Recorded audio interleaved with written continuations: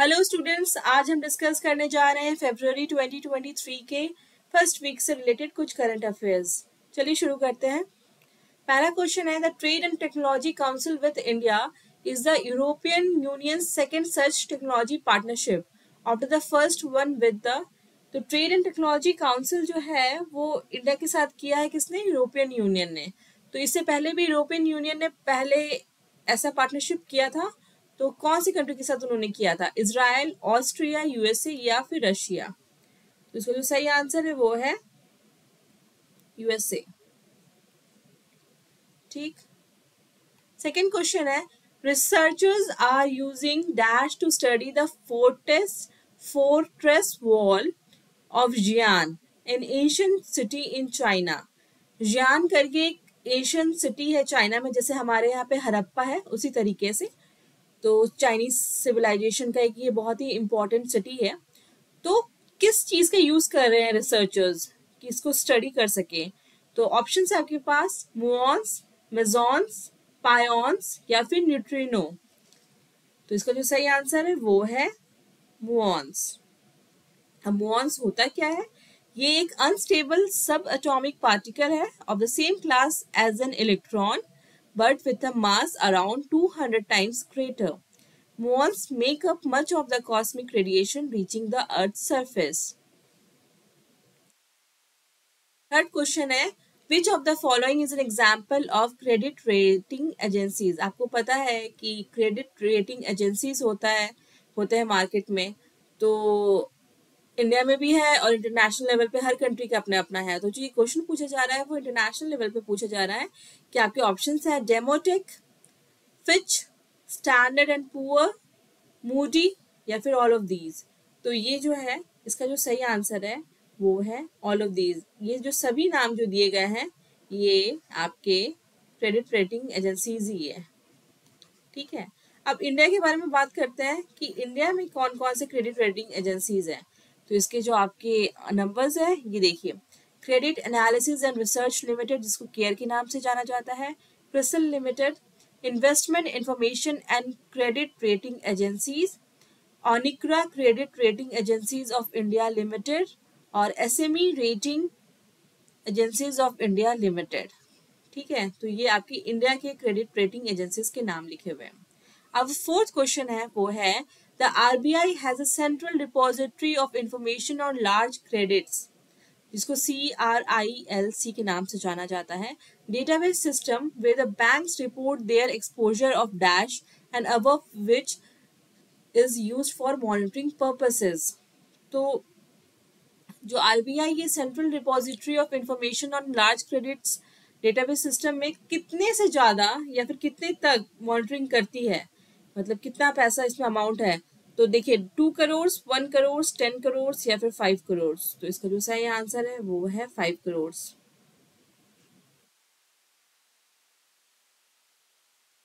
Bank अपना जो भी 5 करोड़ से ज्यादा का जो भी एक्सपोजर या फिर जो भी उनका बैंक का कोई भी काम 5 करोड़ से ज्यादा जो भी हो रहा है वो आरबीआई उसमें central repository of information on large credit database system से मॉनिटर करती है। ठीक है। फिफ्थ क्वेश्चन है, फरवरी 2 को वर्ल्ड वेटलैंड्स डे मनाया जाता है। ठीक। तो इस बार का वर्ल्ड वेटलैंड डे का थीम क्या है? Save nature, go green, water is life या फिर revive and restore degraded wetlands. तो इसका सही आंसर है वो है revive and restore degraded wetlands. Sixth question है, wetlands absorb carbon dioxide and help slow global warming and reduce pollution, hence they are referred to as the dash of the earth। आपको पता है कि wetlands कितना जरूरी है। Ramsar convention के द्वारा आप वेटलैंड को कंजर्व करते हैं। तो वेटलैंड क्या करता है? कार्बन डाइऑक्साइड को अब्सॉर्ब करता है और ग्लोबल वार्मिंग बढ़ने से मदद करता है और पॉल्यूशन भी इससे कम हो जाती है मतलब पृथ्वी की। तो इसको अर्थ का क्या माना जाता है? स्किन, लंग्स, किडनीज या फिर हार्ट? क्या माना जाता है? तो इसका जो सही आंसर है, ये थोड़ा सा कंफ्यूजन हो सकता है कि अगर ये पॉल्यूशन हटा रहा है तो हार्ट से रिलेटेड हो सकता है या लंग से, लेकिन इसको कहा जाता है किडनी ऑफ द अर्थ। ठीक है, किडनीज ऑफ द अर्थ, क्योंकि 2 किडनी होती है एक मनुष्य के पास। 7th क्वेश्चन है, the dash is a theoretical scenario in which Earth's orbit is overpopulated with object and debris, preventing the use of satellites in certain sections of Earth orbit। क्या होता है ना कि हमारे पास इतना ज्यादा स्पेस में या अर्थ के ऑर्बिट पे इतने ज्यादा ऑब्जेक्ट हो गए हैं या फिर डेब्रीज हो गए हैं कि अब हम सैटेलाइट उस उनकी वजह से सैटेलाइट का यूज करना मुश्किल हो रहा है। तो इसको क्या कहते हैं, इसको थ्योरी थ्योरेटिकल सिनेरियो से क्या कहा जाता है?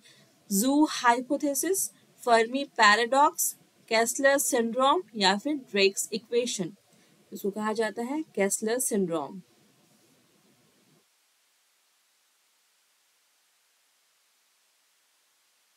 ठीक है, Kessler syndrome is a theoretical scenario in which the Earth's orbit is overpopulated with objects and debris। ठीक है, 8th क्वेश्चन है, space debris orbit at high speed in. आपको पता है सैटेलाइट्स है, इंटरनेशनल स्पेस स्टेशन है, बहुत सारी चीजें हैं, वहां से स्पेस डेब्रीज तो होती ही होती है। तो वो हाई स्पीड में कहाँ पे ऑर्बिट करती है? लो अर्थ ऑर्बिट पे, मीडियम अर्थ ऑर्बिट पे या फिर हाई अर्थ ऑर्बिट पे? तो इसका जो सही आंसर है वो है लो अर्थ ऑर्बिट। उन्मुक्त project for strengthening screening and timely management of. एक उन्मुक्त प्रोजेक्ट चल रहा है गवर्नमेंट ऑफ इंडिया का, ये किसके लिए है? For strengthening screening and timely management of cystic fibrosis, haemophilia, sickle cell disease या फिर थैलेसीमिया। इसका जो सही आंसर है वो है sickle cell disease. 10th question है, the National Stock Exchange placed Adani's Enterprises, Adani Ports and Ambuja Cements under the। अब ये फिल इन द ब्लैंक्स है और आपको बताना है, तो आपने करंट अफेयर्स में भी पढ़ा ही होगा। इसका जो सही आंसर है वो है एडिशनल सर्वेलियंस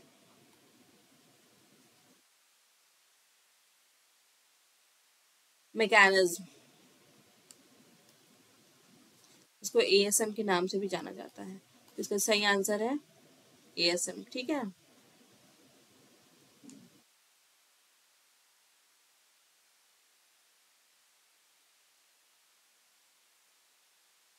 इलेवेंथ क्वेश्चन है, द डैश और an informal group of creditor nation will provide financial assurance through the IMF on Sri Lanka's debt।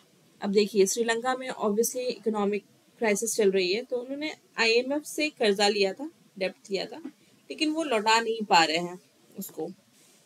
तो कुछ कंट्रीज के ग्रुप है जो कि क्रेडिटर है, बेसिकली वो प्रोवाइड करता है आपको फाइनेंशियल सपोर्ट। वो आईएमएफ को एश्योरेंस दे रहा है कि हम श्रीलंका का जो कर्जा है उसके बिहाफ में आपको एश्योरेंस दे रहे हैं। तो कौन सा ये ग्रुप है? G7, G20, पेरिस क्लब या फिर OECD? तो इसका जो सही आंसर है वो है पेरिस क्लब। 12th क्वेश्चन है और ये एक प्रीवियस ईयर का क्वेश्चन भी है। ठीक है, तो क्वेश्चंस पढ़ते हैं हम लोग।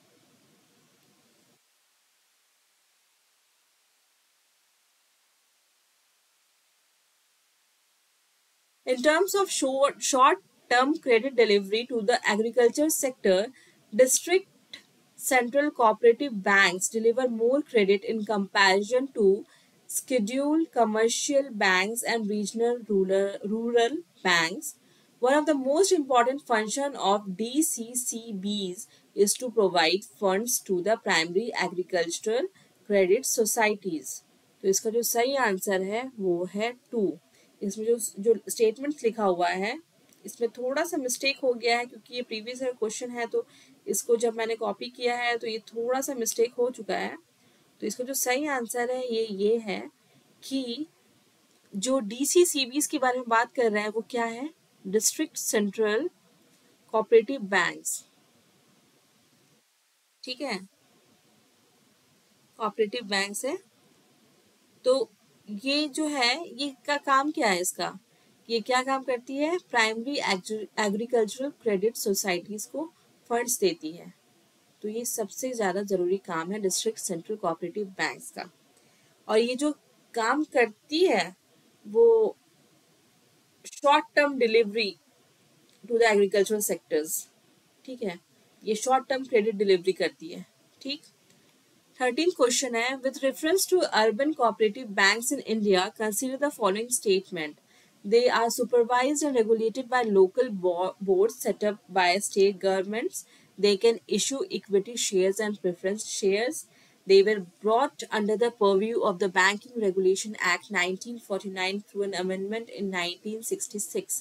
तो ये बहुत ही इम्पोर्टेंट क्वेश्चन है, क्योंकि आपको पता है कि अभी सहकार से समृद्धि ऐसा कुछ गवर्नमेंट ऑफ इंडिया का कुछ तो ऐसा प्लान चल रहा है या फिर ऐसा स्कीम चल रहा है, क्योंकि सहकार का मतलब क्या होता है? कोऑपरेटिव, ठीक है। तो अभी ये काफ़ी न्यूज़ में भी होगा ये क्वेश्चंस। अर्बन कोऑपरेटिव बैंक्स जो है इंडिया में वो क्या करती है?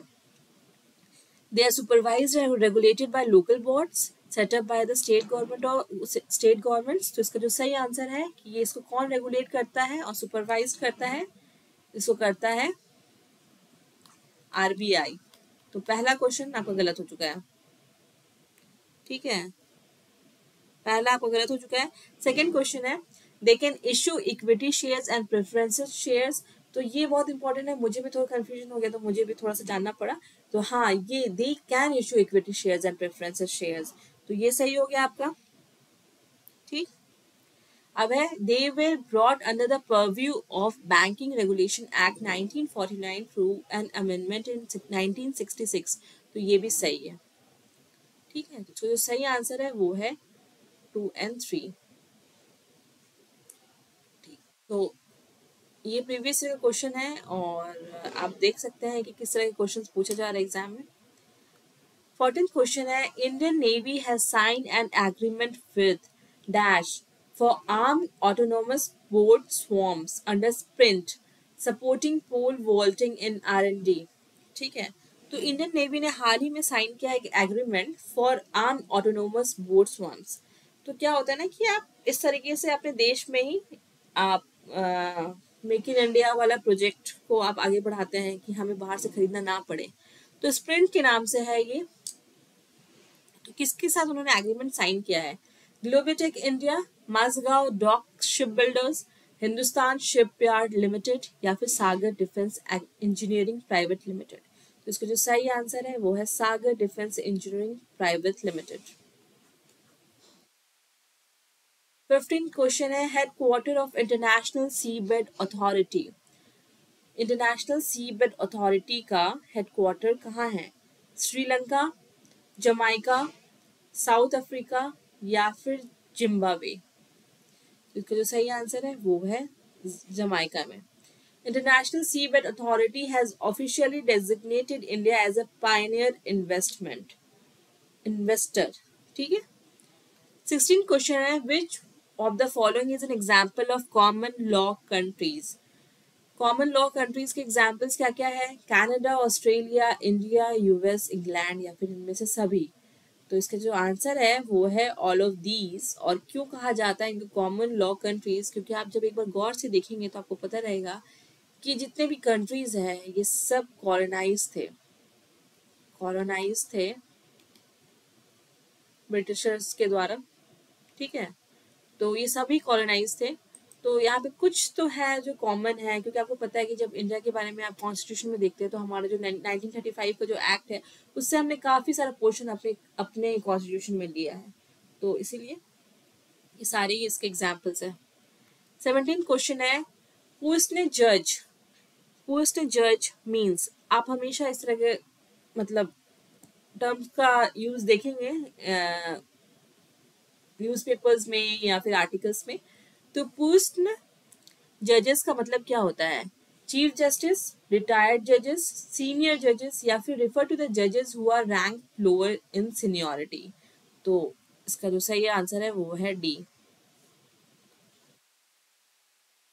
18th question है dash known as Bird's Paradise for its beautiful lake has been proposed as Ladakh first biodiversity heritage site।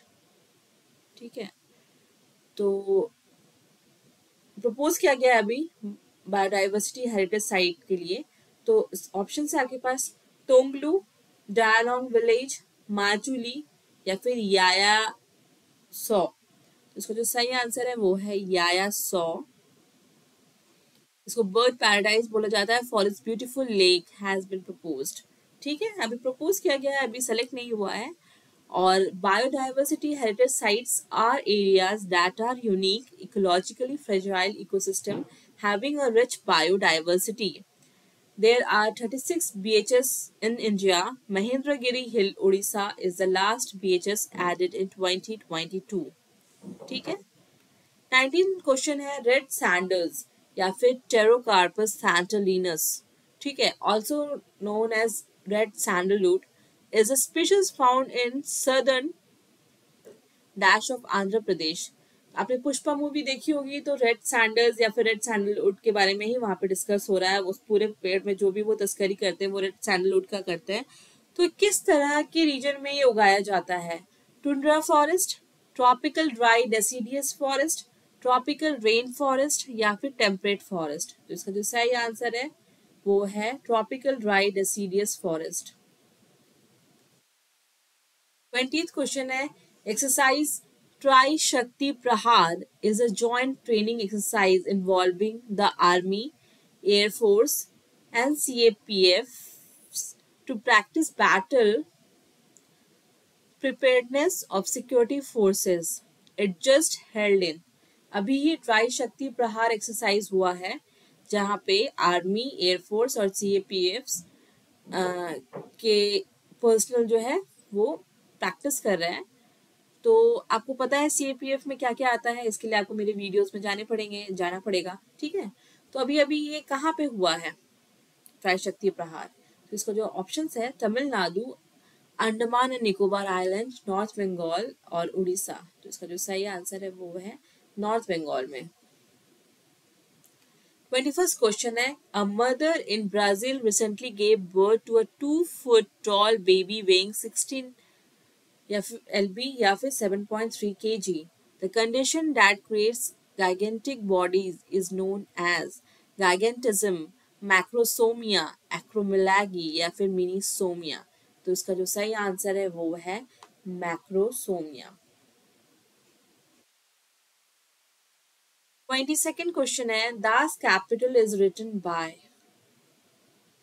Das Kapital किसने लिखा है?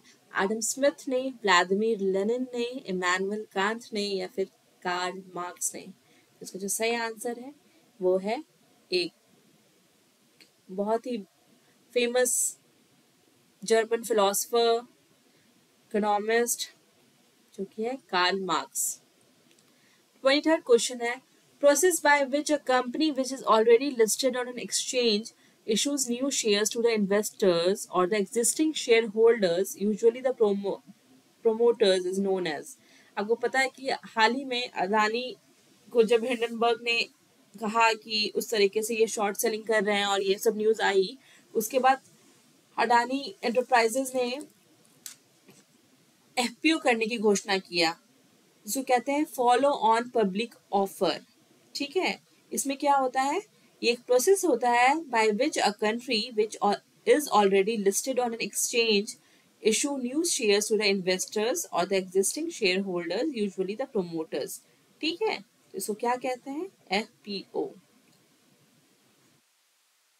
जब पहली बार कोई कंपनी का स्टॉक रिलीज किया जाता है, मार्केट में डाला मतलब रिलीज किया जाता है, स्टॉक एक्सचेंज में लाया जाता है, तो उसको इनिशियल पब्लिक ऑफर के नाम से जाना जाता है, IPO। पहली बार कोई जैसे जोमैटो का आया, पेटीएम का आया, तो पहली बार लाया गया। लेकिन पहले से ही अडानी एंटरप्राइजेस के शेयर्स तो है ही शेयर मार्केट में, तो उसको दोबारा ऑलरेडी लिस्टेड जो है उसको दोबारा से इस तरीके से लाया जाता है, तो उसको फॉलो ऑन पब्लिक ऑफर कहा जाता है। और मेरी यहाँ पे मिस्टेक हो गई है जो कि है FPO। ठीक है, बात करते करते हाँ 24th क्वेश्चन है, who releases world economic outlook report? कौन रिलीज करता है वर्ल्ड इकोनॉमिक आउटलुक रिपोर्ट? ये बहुत ही मतलब बेसिक्स क्वेश्चन है, बस इंसान को आना चाहिए कि आदमी वहां बना दे। तो इसका जो सही आंसर है वो है IMF, इंटरनेशनल मॉनेटरी फंड। ठीक, तो इसका आंसर है IMF। 25th क्वेश्चन है, initiative on critical and emerging technology ICET is super headed by the national security council of both countries. तो आपके ऑप्शंस क्या क्या है? इंडिया और इजराइल, इंडिया और USA, India and UK, India and Russia. तो इसका जो सही आंसर है इंडिया एंड USA। 26 क्वेश्चन है, India top trading partner in European union. अब यूरोपियन यूनियन में तो इंडिया के बहुत सारे ट्रेडिंग पार्टनर्स होंगे, तो सबसे ज्यादा किसके साथ ट्रेड करता है इंडिया यूरोपियन यूनियन में? आपके ऑप्शन है पोर्तुगल, जर्मनी, ऑस्ट्रिया या इंग्लैंड। तो आपको पता होना चाहिए कि ये आंसर है जर्मनी। 27 क्वेश्चन है, yellow bonds to raise capital to finance. Yellow bonds जो होते हैं, ग्रीन बॉन्ड्स होते हैं इस तरह के काम के लिए जो कि इन्वायरमेंट फ्रेंडली हो, तो उसी तरीके येलो बॉन्ड्स भी रिलीज किए जाते हैं to raise capital to finance. आपके ऑप्शन है सोलर एनर्जी, ऑयल, गोल्ड या फिर वीट। तो इसका जो सही जवाब है वो है सोलर एनर्जी। 28th क्वेश्चन है, jointly developed by NASA and ISRO, an Earth observation satellite called। NASA और इसरो ने अर्थ ऑब्जर्वेशन सैटेलाइट डेवलप किया है जॉइंटली, इसको क्या कहा जाता है? GSLV, PSLV, निसार या फिर आसार। तो इसका जो सही आंसर है वो है निसार, और इसका एब्रीविएशन क्या है? NASA ISRO synthetic aperture aperture radar. ठीक है। 29 क्वेश्चन है, मिशन सहभागिता एम्स टू इफेक्टिवली मैनेज। एक मिशन है सहभागिता के नाम से, सहभागिता के नाम से। तो इससे क्या आप कंजर्व करना चाह रहे हैं, क्या आप मैनेज करना चाह रहे हैं? वेटलैंड्स, फॉरेस्ट, ओशन या फिर रिवर्स। तो इसका जो सही आंसर है वो है वेटलैंड्स।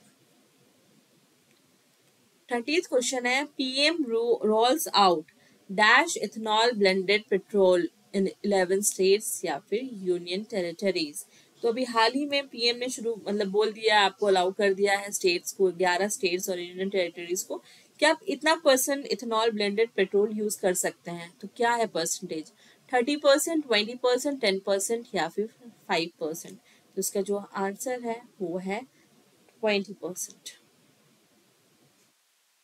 ठीक है। और चैनल पे बने रहिए, मैं कोशिश करूँगी कि मैं और वीडियोस डाल सकूँ और आप सबको एजुकेट कर सकूँ। ठीक है, फिर थैंक यू।